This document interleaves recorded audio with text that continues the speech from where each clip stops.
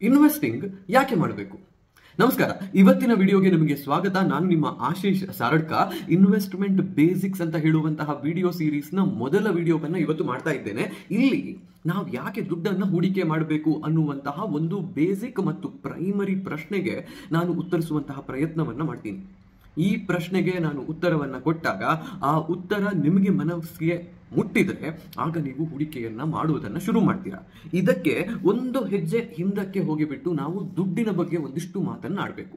ನಿಮ್ಮ ಕೈಯಲ್ಲಿ ಇವತ್ತು 1,000 ರೂಪಾಯಿ ದುಡ್ಡಿದೆ ಅನ್ನುವ ಆಲೋಚನೆಯನ್ನ ಮಾಡಿ. ಈ 1,000 ರೂಪಾಯಿಯ ದುಡ್ಡನ್ನು ಹಿಡ್ಕೊಂಡು ನೀವು ಏನನ್ನೆಲ್ಲ ಖರೀದಿ ಮಾಡೋದಕ್ಕೆ ಸಾಧ್ಯ ಇದೆ ಅನ್ನೋದನ್ನ ಒಮ್ಮೆ ಯೋಚನೆ ಮಾಡಿ. ಬೇಳೆ ಖರೀದಿ ಮಾಡಬಹುದು, ಅಕ್ಕಿ ಖರೀದಿ ಮಾಡಬಹುದು, ತೆಂಗಿನೆಣ್ಣೆ ಬೇಕು ಅಂದರೆ ಅದನ್ನು ಖರೀದಿ ಮಾಡಬಹುದು. ಹೀಗೆ ಬೇರೆ ಬೇರೆ ಐಟಮ್ಗಳ ಪಟ್ಟಿ ನಿಮ್ಮ ತಲೆಯಲ್ಲಿ ಈಗಾಗಲೇ ಓಡ್ತಾ ಇರಬಹುದು. ಈಗ ನಾನು ನಿಮಗೆ ಇನ್ನೊಂದು ಪ್ರಶ್ನೆಯನ್ನ ಕೇಳ್ತೀನಿ. ಈ 1,000 ರೂಪಾಯಿಯನ್ನ ಹಿಡ್ಕೊಂಡು ನೀವು ಒಂದು ಬ್ರ್ಯಾಂಡ್ ನ್ಯೂ ಬೈಕ್ ಖರೀದಿ ಮಾಡೋದಕ್ಕೆ ಅಥವಾ ಒಂದು ಬ್ರ್ಯಾಂಡ್ ನ್ಯೂ ಕಾರ್ ಖರೀದಿ ಮಾಡೋದಕ್ಕೆ ಸಾಧ್ಯ ಇದೆಯಾ? ಕಂಪ್ಲೀಟ್ ಓನರ್ಶಿಪ್ ಬೇಕು, ಡೌನ್ ಪೇಮೆಂಟ್ ಅಲ್ಲ. ನಿಮ್ಮ ಉತ್ತರ ಖಂಡಿತವಾಗಿಯೂ ಅದು ಸಾಧ್ಯ ಇಲ್ಲ ಅನ್ನೋದೇ ಆಗಿರುತ್ತೆ. ಆದರೆ $1,000 ಅನ್ನ ಬಳಕೆ ಮಾಡಿಕೊಂಡು ಒಂದು ಬೈಕ್ ಅನ್ನ ಖರೀದಿ ಮಾಡುವುದು ಸಾಧ್ಯ ಇದೆಯಾ ಅನ್ನುವ ಪ್ರಶ್ನೆಯನ್ನ ನಾನು ಕೇಳಿದ್ರೆ, $1,000 ಅಂತ ಹೇಳಿದ್ರೆ 82,000 ರೂಪಾಯಿ ಅನ್ನುವ ಆಲೋಚನೆಯನ್ನ ಮಾಡಿಕೊಳ್ಳಿ. ಬೈಕ್ ಖರೀದಿ ಮಾಡಬಹುದು ಅಂತ ನಿಮಗೆ ಅನಿಸುತ್ತೆ. ಇದಕ್ಕೆ ಕಾರಣ ಏನು? ಇದಕ್ಕೆ purchasing power of a currency ಅಂತ ನಾವು ಹೇಳ್ತೀವಿ.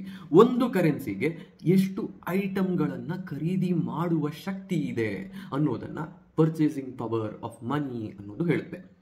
ಈಗ ನಾನು ನಿಮಗೆ ಒಂದು ಸ್ವಲ್ಪ ಹಿಂದಕ್ಕೆ ಹೋಗಿ ನಿಮ್ಮ ಅಪ್ಪ ಅಮ್ಮ, ಅಜ್ಜ ಅಜ್ಜಿ ಹೇಳ್ತಾ ಇದ್ದಂತಹ ಮಾತನ್ನ ಒಮ್ಮೆ ನೆನಪಿಸಿಕೊಳ್ಳಿ ಅಂತ ನಾನು ಹೇಳಬೇಕು. ನಮ್ಮ ಕಾಲದಲ್ಲಿ 8 ಆಣೆಗೆ 1 kg ಅಕ್ಕಿ ಬರ್ತಿತ್ತು, 4 ಆಣೆಗೆ 1 kg ಬೇಳೆ ಬರ್ತಿತ್ತು. ನಾವು ಆಗ 5 ಪೈಸೆ ಕೊಟ್ಟು ಒಂದು ಐಸ್ ಕ್ಯಾಂಡಿಯನ್ನ ತಿಂತಾ ಇದ್ವಿ. ನಾವಾಗ 8 ಆಣೆಗೆ 15 ಮಿಠಾಯಿಗಳನ್ನು ಕೊಂಡುಕೊಳ್ತಾ ಇದ್ವಿ. ಹೀಗೆ ಬೇರೆ ಬೇರೆ ಮಾತುಗಳನ್ನ ನಮ್ಮ ಹಿರಿಯರು ಹೇಳಿರೋದನ್ನ ನಾವು ಕೇಳಿರ್ತೀವಿ. 20, 30, 40 ವರ್ಷಗಳ ಹಿಂದೆ ಹೋದ್ರೆ 10,000 ರೂಪಾಯಿಗೆ ಸೈಟ್ ಮಾರಾಟ ಮಾಡಿದ್ರಂತೆ, 10,000 ರೂಪಾಯಿಗೆ 4 ಎಕರೆ ಜಮೀನನ್ನು ಕೊಂಡುಕೊಂಡಿದ್ರಂತೆ. ಈಗ ಅದರ ಬೆಲೆ ಕೋಟ್ಯಾಂತರ ರೂಪಾಯಿ ಆಗಿದೆಯಂತೆ ಅಂತೆಲ್ಲ ಹೇಳುವಂತಹ ಅಂತೆ ಕಂತೆಗಳನ್ನು ಕೂಡ ಕೇಳಿರ್ತೀವಿ. ಆದರೆ ಇಲ್ಲಿ ಎಲ್ಲ ಕಡೆಯಲ್ಲಿ ನಾವು ಏನನ್ನ ನೋಡ್ತೀವಿ ಅಂತ ಹೇಳಿದರೆ, purchasing power of money depreciates over time ಅಂತ, purchasing power of money decreases over time ಅಂತ. ಈಗ ನೀವು 1,000 ರೂಪಾಯಿಗೆ ಒಂದು 10 kg ಅಕ್ಕಿ ಬ್ಯಾಗನ್ನು ತಗೊಂಡು ಬರೋದು ಸಾಧ್ಯ ಆಗುತ್ತೆ ಅನ್ನುವ ಆಲೋಚನೆಯನ್ನ ಮಾಡೋಣ. ನಮ್ಮ ಮನೆಗೆ ನಾವು BBKಯ ಕುಚ್ಚಲಕ್ಕಿಯನ್ನು ತರ್ತೀವಿ. 10 kgಯ ಬ್ಯಾಗಿಗೆ ನಾವು ಕೊಡೋದು 610, 620 ರೂಪಾಯಿಯೋ. ಆದರೆ ಇದೇ 10 kgಯ ಬ್ಯಾಗನ್ನು ನಾನು ಇನ್ನು 10 ವರ್ಷಗಳ ನಂತರ ಕೊಂಡುಕೊಳ್ಳೋದಕ್ಕೆ ಹೋದ್ರೆ ಆಗ ಅದರ ರೇಟ್ 1,000 ರೂಪಾಯಿಯೋ 1,100 ರೂಪಾಯಿಯೋ ಆಗಿರಬಹುದು. ಇದಕ್ಕೆ ಕಾರಣ ಏನು? ಇದಕ್ಕೆ 2 ರೀತಿಯ ಕಾರಣಗಳು ಬರ್ತವೆ. ಪಾಯಿಂಟ್ ನಂಬರ್ 1, ಅಕ್ಕಿ ಅಥವಾ ನಾನು ತಗೊಳ್ಳುವಂತಹ ಕಜೆ ಕುಚ್ಚಲಕ್ಕಿಯ ಪ್ರೊಡಕ್ಷನ್ನೇ ಕಮ್ಮಿ ಆಗಿರಬಹುದು. ಈಗ ಪ್ರೊಡಕ್ಷನ್ ಇದೆ ಅಂತ ಹೇಳಿದರೂ ಕೂಡ ಅದನ್ನು ಕೊಂಡುಕೊಳ್ಳುವವರ ಸಂಖ್ಯೆ ಹೆಚ್ಚಾಗಿರಬಹುದು, ಅಥವಾ overall cost of labour ಹೆಚ್ಚಾಗಿರಬಹುದು, ಅದನ್ನು ಪ್ರಾಸೆಸ್ ಮಾಡೋದಕ್ಕೆ ಇರುವಂತಹ ಇಕ್ವಿಪ್ಮೆಂಟ್ಗೆ ಕಾಸ್ಟ್ ಹೆಚ್ಚಾಗಿರಬಹುದು. ಹೀಗೆ ಬೇರೆ ಬೇರೆ ಕಾರಣದಿಂದಾಗಿ ಇದರ ಕಾಸ್ಟ್ ಹೆಚ್ಚಾಗುತ್ತೆ. ಈ ಕಾಸ್ಟ್ ಹೆಚ್ಚಾಗ್ತಿದೆ ಅಂತ ಹೇಳಿದರೆ ನಿಮ್ಮ ಕೈಯಲ್ಲಿರುವಂತಹ 1,000 ರೂಪಾಯಿಯ ಪರ್ಚೇಸಿಂಗ್ ಪವರ್ ಕಮ್ಮಿ ಆಗ್ತಾ ಇದೆ ಅಂತ ಹೇಳಲಾಗುತ್ತೆ. ಇದನ್ನ ಬೇರೆ ಬೇರೆ ಹಣದುಬ್ಬರ ಅಥವಾ ಇನ್ಫ್ಲೇಷನ್ ಅನ್ನುವಂತಹ ಹೆಸರನ್ನ ಕೊಟ್ಟು ನಾವು ಕರಿತೀವಿ. ಇನ್ಫ್ಲೇಷನ್ ನಲ್ಲಿ ಬೇರೆ ಬೇರೆ ವಿಧಾನಗಳಿದ್ದಾವೆ. ಅವುಗಳನ್ನ ಡೀಪ್ ಆಗಿ ಡಿಸ್ಕಸ್ ಮಾಡೋದಕ್ಕೆ ನಾನೀಗ ಹೋಗೋದಿಲ್ಲ. ಯಾವ ರೀತಿಯ ಇನ್ಫ್ಲೇಷನ್ಗಳಿದ್ದಾವೆ, ಅವುಗಳನ್ನ ಯಾಕೆ ಬೇರೆ ಬೇರೆ ಕ್ಯಾಟಗರಿ ಮಾಡ್ತೀವಿ ಅಂತ ಹೇಳಿದ್ರೆ ಇದು ಬೇಸಿಕ್ ಆಫ್ ಇನ್ವೆಸ್ಟಿಂಗ್ ಆಗಿರೋದಿಲ್ಲ. ಆದ್ರೆ ನಿಮಗೆ ಗೊತ್ತಾಗಬೇಕು, ಡಿಪ್ರಿಷಿಯೇಟಿಂಗ್ ಎಫೆಕ್ಟ್ ಆಫ್ ಮನಿ ಅನ್ನುವಂತಹದ್ದಿರುತ್ತೆ, ಇನ್ಫ್ಲೇಷನ್ ಅಂತ ಹೇಳುವಂತಹದ್ದಿರುತ್ತೆ. ಇದು ಎರಡೂ ಇದ್ರೆ ನಮಗೆ ಸಮಸ್ಯೆ ಬರುತ್ತೆ ಅಂತ ಹೇಳೋದು. ಈಗ ನೀವು ಈ ಸಮಸ್ಯೆಯಿಂದ ಹೊರಗೆ ಬರೋದು ಹೇಗೆ? ಇನ್ಫ್ಲೇಷನ್ ಎಷ್ಟಿದೆ ಅನ್ನೋದನ್ನ ನಾವು ಅರ್ಥ ಮಾಡಿಕೊಂಡ್ರೆ ಆಗ ನಾವು ನಮ್ಮ ಹತ್ರ ಇರುವಂತಹ ದುಡ್ಡನ್ನ ಏನು ಮಾಡಬೇಕು ಅನ್ನೋದನ್ನ ಯೋಚಿಸೋದಕ್ಕೆ ಮೊದಲು ಶುರು ಮಾಡೋಕೆ ಸಾಧ್ಯ ಆಗುತ್ತೆ. ಪಾಯಿಂಟ್ ನಂಬರ್ 1, ಇನ್ಫ್ಲೇಷನ್ ಎಷ್ಟಿದೆ? RBI ಒಂದು ರಿಪೋರ್ಟ್ ಅನ್ನ ಯಾವಾಗಲೂ ಕೊಡ್ತಾ ಇರುತ್ತೆ. ಅವರು ಹೇಳ್ತಾರೆ, ಹೆಡ್ಲೈನ್ ಇನ್ಫ್ಲೇಷನ್ ನಮಗೆ 4%ಗಿಂತ ಹೆಚ್ಚಿದ್ರೆ we will not be happy about it. Bharata ದೇಶದಲ್ಲಿ ನಮ್ಮ ಕಂಟ್ರೋಲ್ನಲ್ಲಿ ಇರುವಾಗ ಇನ್ಫ್ಲೇಷನ್ 4%ಗಿಂತ ಕಮ್ಮಿ ಇದೆ ಅಂತ ಹೇಳಿದ್ರೆ ನಾವು ಒಂದು ಒಳ್ಳೆಯ ಎನ್ವೈರನ್ಮೆಂಟ್ ನಲ್ಲಿ ಇದ್ದೀವಿ ಅಂತ ನಮಗನ್ಸುತ್ತೆ. ಅದಕ್ಕಿಂತ ಹೆಚ್ಚಿನ ಇನ್ಫ್ಲೇಷನ್ ಇದೆ ಅಂತ ಹೇಳಿದರೆ ವಿ ವಿಲ್ ಬಿ ವರೀಡ್ ಅಂತ RBI ಹೇಳುತ್ತೆ. ಆದರೆ ಈ ವರ್ಷ ಮೊನ್ನೆ ನಮ್ಮ ಇನ್ಫ್ಲೇಷನ್ ಡೇಟಾ ಬಂದಿದೆ. ಇನ್ಫ್ಲೇಷನ್ 5.1% ಆಸುಪಾಸಿನಲ್ಲಿ ಇದೆ ಅಂತ ಆ ರಿಪೋರ್ಟ್ ಹೇಳ್ತಾ ಇತ್ತು. ಅಲ್ಲಿಗೆ RBI ಹೇಳಿದ್ದಕ್ಕಿಂತ 1.1% ಹೆಚ್ಚು ನಮ್ಮಲ್ಲಿ ಇನ್ಫ್ಲೇಷನ್ ಇದೆ ಅಂತ ಆಯಿತು. ಈಗ ಈ ಇನ್ಫ್ಲೇಷನ್ ಒಂದು ವಾರ್ಷಿಕವಾಗಿ ಬೇರಿಯಾಗುವಂತಹ ಕ್ವಾಂಟಿಟಿ. ವರ್ಷದಿಂದ ವರ್ಷಕ್ಕೆ ಇದು ಹೆಚ್ಚಾಗ್ತಾ ಇರುತ್ತೆ, ಕಮ್ಮಿ ಆಗ್ತಾ ಇರುತ್ತೆ, ಫ್ಲಕ್ಚುವೇಟ್ ಆಗ್ತಾ ಇರುತ್ತೆ. ಅಂಡ್ ಹೆಡ್ಲೈನ್ ಇನ್ಫ್ಲೇಷನ್ ಅಂತ ಹೇಳಿದ್ರೆ ಒಂದು ಆವರೇಜ್ ಅನ್ನು ತೆಗೆದುಬಿಟ್ಟು ಇಷ್ಟಿದೆ ಅಂತ ನಾವು ಹೇಳೋದು. CPI ಇನ್ಫ್ಲೇಷನ್ ಡೇಟಾ ಅಂತ ಬರುತ್ತೆ. ಈ ಡೇಟಾವನ್ನು ನಾವು ನೋಡಿದಾಗ ಎಷ್ಟಿದೆ ಇನ್ಫ್ಲೇಷನ್ ಅನ್ನುವಂತಹ ವ್ಯಾಲ್ಯೂ ಬರುತ್ತೆ. ಆದರೆ ಇದು ಕೂಡ ಆನ್ ಆನ್ ಆವರೇಜ್ ನಿಮಗೆ ಎಷ್ಟಿರಬಹುದು ಅಂತ ಹೇಳುತ್ತಷ್ಟೇ. ಎಜುಕೇಷನ್ಗೆ ನಾನು ಓದ್ತಾ ಇದ್ದಾಗ 3,000 to 4,000 ರೂಪಾಯಿ ವರ್ಷಕ್ಕೆ ಫೀಸ್ ಕಟ್ಟಿದಂತಹ ನೆನಪಿದೆ ನನಗೆ. ನಾನು ಓದಿದ್ದು ಇಂಗ್ಲಿಷ್ ಮೀಡಿಯಂ ಸ್ಕೂಲ್ನಲ್ಲಿ. ಗವರ್ಮೆಂಟ್ ಸ್ಕೂಲ್ನಲ್ಲಿ ಇನ್ನೂ ಕಮ್ಮಿ ಫೀಸ್ ಇರ್ತಾ ಇತ್ತು. ಇವತ್ತು ಏನಾಗಿದೆ, ನೀವು ಒಂದು ಒಳ್ಳೆಯ ಇಂಗ್ಲಿಷ್ ಮೀಡಿಯಂ ಸ್ಕೂಲ್ನಲ್ಲಿ ಎಜುಕೇಷನ್ ಅನ್ನು ನಿಮ್ಮ ಮಕ್ಕಳಿಗೆ ಕೊಡಬೇಕು ಅಂತ ಹೇಳಿದ್ರೆ ಅದರಲ್ಲಿಯೂ ಬೆಂಗಳೂರಿನಲ್ಲಿ ಲಕ್ಷಗಟ್ಟಲೆ ದುಡ್ಡನ್ನು ವರ್ಷದಿಂದ ವರ್ಷಕ್ಕೆ ಕೊಡಬೇಕಾಗುತ್ತೆ. ಭಾರತದಲ್ಲಿ ಮೆಡಿಕಲ್ ಇನ್ಫ್ಲೇಷನ್ 14% ಹೆಚ್ಚು % ಗ್ರೋ ಆಗ್ತಿದೆ ಅಂತ ಹೇಳ್ತಾರೆ. ಹೋದ ವರ್ಷ 1 ಲಕ್ಷ ರೂಪಾಯಿಗೆ ನೀವು ಮಾಡಿದಂತಹ ಮೆಡಿಕಲ್ ಪ್ರೊಸೀಜರ್ಗೆ ಈ ವರ್ಷ 1,14,000 ರೂಪಾಯಿಯನ್ನು ನೀವು ಕೊಡಬೇಕಾಗುತ್ತೆ. ಇದೇ ರೀತಿಯಲ್ಲಿ ಮುಂದಿನ ವರ್ಷ, ಅದರ ಮುಂದಿನ ವರ್ಷಕ್ಕಾಗಬೇಕಾದ್ರೆ ಈ ರೇಟ್ ಇನ್ಕ್ರೀಸ್ ಆಗಿಕೊಂಡೇ ಹೋಗ್ತಾ ಇರುತ್ತೆ. This is what inflation is all about. ಆದರೆ ನೀವು ಈ ರೀತಿಯ ಇನ್ಫ್ಲೇಷನರಿ ಎನ್ವೈರನ್ಮೆಂಟ್ ನಲ್ಲಿ ಇರಬೇಕಾದ್ರೆ ವರ್ಷದಿಂದ ವರ್ಷಕ್ಕೆ ನಿಮ್ಮ ಇನ್ಕಮ್ ಅದೇ ಲೆವೆಲ್ಗೆ ಇನ್ಕ್ರೀಸ್ ಆಗ್ತಿದೆಯಾ ಅನ್ನೋದನ್ನ ಮೊದಲು ಆಲೋಚನೆ ಮಾಡಿಕೊಳ್ಳಿ. ನೀವು ಇವತ್ತು 10 ಲಕ್ಷ ರೂಪಾಯಿಯನ್ನ ಅರ್ನ್ ಮಾಡ್ತಾ ಇದ್ರೆ ಮುಂದಿನ 10 ವರ್ಷದಲ್ಲಿ ಅದು 10% ಇನ್ಕ್ರೀಸ್ ಹಾಕೊಂಡು ಹೋಗುತ್ತಾ? ಹೋಗಲ್ಲ. ಅಂದ್ರೆ ಆಗೇನು ಮಾಡಬೇಕು? ನೀವು ಇವತ್ತು ದುಡಿತಾ ಇದ್ದೀರಾ, ದುಡಿಮೆಯಿಂದಾಗಿ ನಿಮಗೊಂದು ಸಂಬಳ ಬರ್ತಾ ಇದೆ. ನಾಳೆ ಆ ಸಂಬಳ ನಿಂತಾಗ ನಿಮ್ಮ ಜೀವನವನ್ನ ಮುಂದೆ ನಡೆಸಿಕೊಂಡು ಹೋಗೋದಕ್ಕೆ ಬೇಕಾಗಿರುವಂತಹ ದುಡ್ಡು ಎಲ್ಲಿಂದ ಬರುತ್ತೆ ಅನ್ನೋದನ್ನ ಪ್ರಶ್ನಿಸಿಕೊಳ್ಳಿ. ಇದಕ್ಕೆ ಉತ್ತರವನ್ನ ನಿಮಗೆ ಇನ್ಫ್ಲೇಷನ್ ಇದೆ, ನನ್ನ ಹತ್ರ ಈಗ ಇರುವಂತಹ 5 ಲಕ್ಷ ರೂಪಾಯಿ ನನ್ನ ಬದುಕಿಗೆ ಬೇಕಾದಷ್ಟು ದುಡ್ಡು ಅಂತ ನಿಮಗೆ ಅನ್ಸುತ್ತೆ. ಈಗ ನಿಮ್ಮ ಕೈಯಲ್ಲಿರುವಂತಹ 1 ಕೋಟಿ ರೂಪಾಯಿ ಬೇಕಾದಷ್ಟು ದುಡ್ಡು ನನ್ನ ಹತ್ರ ಇದೆ ಅನ್ನುವಂತಹ ಅನಿಸಿಕೆಯನ್ನ ನಿಮಗೆ ಕೊಡುತ್ತೆ. But over the span of time the purchasing power of that 1 crore, 5 lakhs or 10 lakhs ನಿಮ್ಮ ಹತ್ರ ಎಷ್ಟೇ ದುಡ್ಡಿದ್ರು ಕೂಡ ಅದರ ಪರ್ಚೇಸಿಂಗ್ ಪವರ್ ಕಮ್ಮಿ ಆಗ್ತಾ ಹೋಗುತ್ತೆ.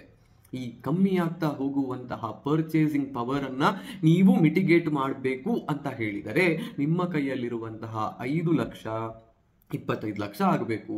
ನಿಮ್ಮ ಕೈಯಲ್ಲಿರುವಂತಹ 1 ಕೋಟಿ 10 ಕೋಟಿಯೋ 15 ಕೋಟಿಯೋ 20 ಕೋಟಿಯೋ ಆಗಬೇಕು over the span of the next 10, 15, 20, 25 or 30 years.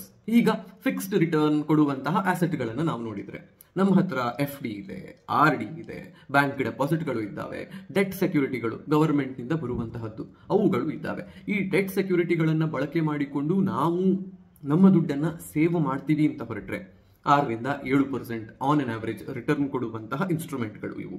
ನೀವು ಇಟ್ಟುಕೊಂಡಿರುವಂತಹ 1 ಲಕ್ಷ 1 ವರ್ಷದ ಅಂತ್ಯಕ್ಕೆ 1,07,000 ರೂಪಾಯಿ ಆದಾಗ ನೀವು ಇನ್ಫ್ಲೇಷನ್ 5%, 6% ಆಸುಪಾಸಿನಲ್ಲಿದೆ ಅಂತ ಹೇಳಿದರೆ ನೀವು ಮುಂಚೆ ಮಾಡ್ತಾ ಇದ್ದಂತಹ 1 ಲಕ್ಷದ ಖರ್ಚಿಗೆ ಇವತ್ತು 1,06,000 ರೂಪಾಯಿ ಕೊಡಬೇಕಾಗುತ್ತೆ.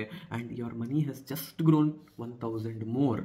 ಅಂದರೆ ನೀವು ಆಕ್ಚುವಲಿ ಇನ್ಫ್ಲೇಷನ್ನಿಂದಾಗಿ ಬರೀ ಫಿಕ್ಸ್ಡ್ ರಿಟರ್ನ್ ಇನ್ಸ್ಟ್ರೂಮೆಂಟ್ಸ್ನಲ್ಲಿ ದುಡ್ಡನ್ನು ಹೂಡಿಕೆಯನ್ನ ಮಾಡ್ತಾ ಇದ್ರೆ ನಿಮ್ಮ ದುಡ್ಡು ಒಂದೋ ಬೆಳೀತಾನೇ ಇಲ್ಲ, ನಿಮಗೆ ಬೆಳೆಯುವಂತಹ ಒಂದು ನಾನು ಬೆಳೀತಿದ್ದೀನೇನೋ ಅಂತ ಹೇಳುವ ಹಾಗೆ ಮಿರಾಜ್ ಅಂತ ನಾವು ಹೇಳ್ತೀವಿ, ಅಥವಾ ಇಲ್ಯೂಷನ್ ಅಂತ ನಾವು ಕರಿತೀವಿ. ಅದನ್ನ ಬೆಳೀತಿದೆ ಅಂತ ಅನ್ಸುತ್ತೆ, ಬಟ್ ನಿಜವಾಗಿಯೂ ನೋಡಿದ್ರೆ ಅದು ಬೆಳೀತಾ ಇಲ್ಲ. ಅಥವಾ ಬೆಳೀತಾ ಇಲ್ಲ, ದುಡ್ಡಿನ ವ್ಯಾಲ್ಯೂ ಕಮ್ಮಿ ಆಗ್ತಾ ಇದೆ. ಇದು ಯಾವಾಗುತ್ತೆ? ನಿಮ್ಮ ಇನ್ವೆಸ್ಟ್ಮೆಂಟ್ 6-7% ರಿಟರ್ನ್ಸ್ ಕೊಡ್ತಾ ಇದೆ, ಇನ್ಫ್ಲೇಷನ್ 8-9, 10% ನಲ್ಲಿ ಇದೆ ಅಂತ ಹೇಳಿದ್ರೆ ನಿಮ್ಮ ಕೈಯಲ್ಲಿರುವಂತಹ 1 ಲಕ್ಷದ ವ್ಯಾಲ್ಯೂ ಮುಂದಿನ ವರ್ಷಕ್ಕಾಗಬೇಕಾದ್ರೆ 97-98 ಕೇಳಿದಿರುತ್ತೆ. ಇದೇ ರೀತಿಯಲ್ಲಿ 10 ವರ್ಷ ಮುಂದಕ್ಕೆ ಹೋಗಿ ನೀವು ನಿಮ್ಮ ದುಡ್ಡನ್ನ ಏನೂ ಮಾಡ್ತಾ ಇಲ್ಲ, ಹಾಗೆ ಇಟ್ಟಿದ್ದೀರಿ. ನನ್ನ ಹತ್ರ 1 ಲಕ್ಷ ಇವತ್ತಿದೆ, 1 ಲಕ್ಷ ರೂಪಾಯಿಯಲ್ಲಿ ನಾನೊಂದು ಬೈಕ್ ಖರೀದಿ ಮಾಡ್ತೀನಿ ಅಂತ ನೀವು ಈಗ ಯೋಚನೆ ಮಾಡ್ತಾ ಇದ್ರೆ 10 ವರ್ಷದ ನಂತರ ನೀವು ಹೋದಾಗ, 10 ವರ್ಷದ ನಂತರ ನೀವು ನೋಡಿದಾಗ ಒಂದು ಬೈಕ್ನ ಟೈರ್ ಅನ್ನು ಕೂಡ ಖರೀದಿ ಮಾಡೋದಕ್ಕೆ ಆ ದುಡ್ಡಿಗೆ ಪವರ್ ಇರೋದಿಲ್ಲ. ಈ ಕಾರಣದಿಂದ ಹೂಡಿಕೆ ಮಾಡಿ ಮಾಡಿ ಮಾಡಿ ಅಂತ ಹೇಳೋದು. ಸ್ಟಾಕ್ ಮಾರ್ಕೆಟ್ 12, 13, 14% ರಿಟರ್ನ್ಸ್ ಅನ್ನ over the long period of time ಕೊಡುತ್ತೆ ಅಂತ ನಾವು ಹೇಳ್ತೀವಿ. ಅಷ್ಟೇ ರಿಟರ್ನ್ಸ್ ಕೊಡುತ್ತಾ? 100% ನಂಗೆ 15% ರಿಟರ್ನ್ಸ್ ಕೊಡುತ್ತಾ ಸ್ಟಾಕ್ ಮಾರ್ಕೆಟ್ ಅಂತ ನೀವು ನನ್ನ ಹತ್ರ ಕೇಳಿದ್ರೆ ಖಂಡಿತವಾಗಿಯೂ ಅದನ್ನು ನಾನು ಈಗಲೇ ಪ್ರೆಡಿಕ್ಟ್ ಮಾಡಿ ಹೇಳೋದಕ್ಕೆ ಸಾಧ್ಯ ಇಲ್ಲ.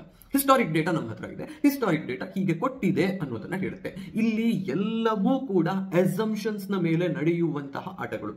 FD ಮುಂದಿನ 10 ವರ್ಷದಲ್ಲಿ 8% ರಿಟರ್ನ್ಸ್ ಅನ್ನೇ ಕೊಡುತ್ತಾ ಅನ್ನುವಂತಹ ಪ್ರಶ್ನೆಯನ್ನ ನಾನು ನಿಮಗೆ ವಾಪಸ್ ಕೇಳಿದ್ರೆ ನಿಮ್ಮ ಹತ್ರವೂ ಉತ್ತರ ಇರೋದಿಲ್ಲ. ಇನ್ಫ್ಲೇಷನ್ ಹೇಗಿದೆ ಅನ್ನೋದು ಗೊತ್ತಿಲ್ಲ, ರೆಪೋ ರೇಟ್ ಹೇಗಿದೆ ಅನ್ನೋದು ಗೊತ್ತಿಲ್ಲ, ಭಾರತದ ಓವರ್ ಆಲ್ ಎಕನಾಮಿಕ್ ಆಕ್ಟಿವಿಟಿ ಹೇಗಿರುತ್ತೆ ಅನ್ನೋದು ನಮಗೆ ಗೊತ್ತಿರೋದಿಲ್ಲ. ಅದು ಎಲ್ಲದರ ಮೇಲೆ ಡಿಪೆಂಡೆಂಟ್ ಆಗಿಕೊಂಡು ಈ ರೀತಿಯ ಮಾತುಕತೆಗಳನ್ನ, ಈ ರೀತಿಯ ನಿರ್ಧಾರಗಳನ್ನ ಆಗ ಮಾಡಬೇಕಾಗುತ್ತೆ. But I have the historic data for the last 10, 15, 20 years and I know how good the economy has been for all those years.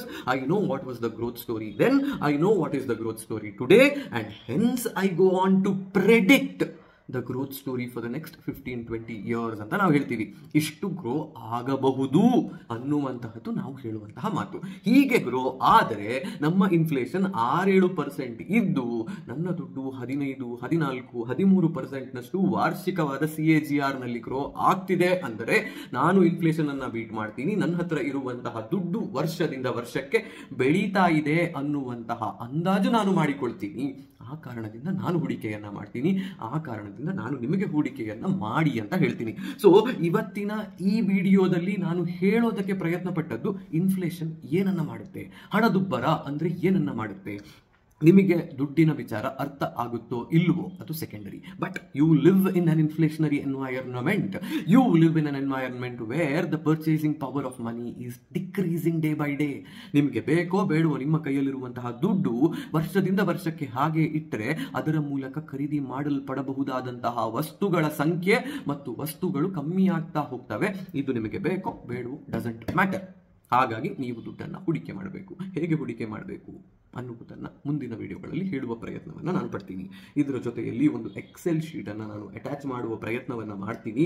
ಅದರಲ್ಲಿ 5 ಲಕ್ಷ ರೂಪಾಯಿ ನಿಮ್ಮ ಈಗಿನ ವಾರ್ಷಿಕ ಖರ್ಚು ಅಂತ ಹೇಳಿದರೆ ಮುಂದಿನ 30 ವರ್ಷಗಳಲ್ಲಿ 5, 6, 7, 8, 9, 10% ಹೀಗೆ ಇನ್ಫ್ಲೇಷನ್ ಇದ್ರೆ ಅದೇ 5 ಲಕ್ಷದ ಖರ್ಚು ಎಷ್ಟು ಮಟ್ಟಕ್ಕೆ ಬೆಳೆಯುತ್ತೆ ಅನ್ನೋದನ್ನು ಕೂಡ ಎಕ್ಸ್ಪ್ಲೇನ್ ಮಾಡಿದ್ದೀನಿ. ಬರೀ 5% ಇನ್ಫ್ಲೇಷನ್ ಇದೆ ಅಂತ ಹೇಳಿದರೆ ನೀವು 2054ರಲ್ಲಿ ಈಗಿನ 5 ಲಕ್ಷದ ಖರ್ಚಿಗೆ 21 ಲಕ್ಷ ರೂಪಾಯಿಯನ್ನು ಖರ್ಚು ಮಾಡಬೇಕಾಗುತ್ತೆ. 6% ಇದೆ ಅಂದರೆ 28 ಲಕ್ಷವನ್ನ ಖರ್ಚು ಮಾಡಬೇಕು. 7%ನಷ್ಟು ಪ್ರತಿ ವರ್ಷ ಇನ್ಫ್ಲೇಷನ್ ಇತ್ತು ಅಂದರೆ 38 ಲಕ್ಷ, 8% ಇದ್ರೆ 50 ಲಕ್ಷ, 9% ಇದ್ರೆ 66 ಲಕ್ಷ. ಅದೇ ರೀತಿ 10% ಇನ್ಫ್ಲೇಷನ್ ಇವತ್ತಿಂದ 30 ವರ್ಷಗಳ ಕಾಲ ಕಂಟಿನ್ಯೂಸ್ ಆಗಿತ್ತು ಅಂದರೆ 5 ಲಕ್ಷ ರೂಪಾಯಿ ಆಗ್ತಾ ಇದ್ದಂತಹ ಇವತ್ತಿನ ನಿಮ್ಮ ವಾರ್ಷಿಕ ಖರ್ಚು 2054 87 ಲಕ್ಷ ರೂಪಾಯಿ ಆಗುತ್ತೆ. 2054 ತುಂಬಾ ದೂರ ಇಲ್ಲ, ನಮ್ಮಲ್ಲಿ ತುಂಬಾ ಜನ ಆ ಏಜ್ ಅನ್ನ ನೋಡುವ ಸಾಧ್ಯತೆ ಇದೆ. ಆಗ ವಾರ್ಷಿಕ ಖರ್ಚು 87 ಲಕ್ಷ ಬಂತು ಅಂದ್ರೆ ಅದನ್ನ ಮ್ಯಾನೇಜ್ ಮಾಡೋದು ಹೇಗೆ ಅನ್ನೋದನ್ನ ನೋಡೋದಕ್ಕೆ ನಾವು ಹೂಡಿಕೆಯನ್ನ ಮಾಡಬೇಕು ಅಂತ ಹೇಳೋದು. ಹೇಗೆ ಮಾಡೋದು, ಯಾಕೆ ಮಾಡೋದು ಎಲ್ಲವನ್ನು ಮುಂದೆ ಉತ್ತರಿಸ್ತೀನಿ. ಈ ವಿಡಿಯೋ ಇಲ್ಲಿಗೆ ಮುಗಿಯುತ್ತೆ. ಹೋಗಿ ಬರ್ತೀನಿ. ನಾನು ನಿಮ್ಮ ಆಶೀಶ್ ಸಾರಡ್ಕ.